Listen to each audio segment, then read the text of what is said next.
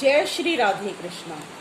आज मैं आपको अध्याय 6 के श्लोक नंबर 36 से इसके लेके आगे तक कुछ श्लोकों के अर्थ बताऊंगी।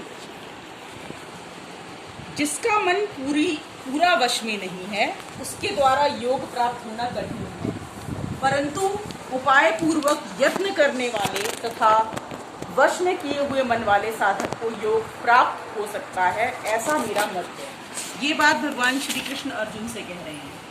तो अर्जुन कहते हैं, हे कृष्ण, जिसकी साधन में श्रद्धा है पर जिसका प्रयत्न शिथिल है और वह अंत समय में अगर योग से विचलित मना हो जाए तो वह योग सिद्धि को प्राप्त न करके किस गति को प्राप्त होता है।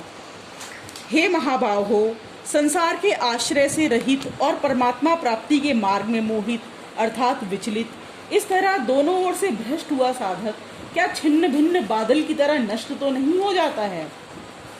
हे कृष्ण, मेरे इस संदेह का सर्वथा छेदन करने के लिए आप ही योग्य हैं, क्योंकि इस संशय का छेदन करने वाला आपके सिवाय दूसरा कोई नहीं हो सकता। हे प्रथानंदन, उसका ना तो इस लोक में और ना परलोक में ही विनाश होता है, क्योंकि हे प्यारे, कल्याणकारी काम करने वाले कोई भी मनुष्य दुर्गति को प्राप्त नहीं होते। ये बात श्री कृष्ण भगवान ने अर्जुन से बोली है।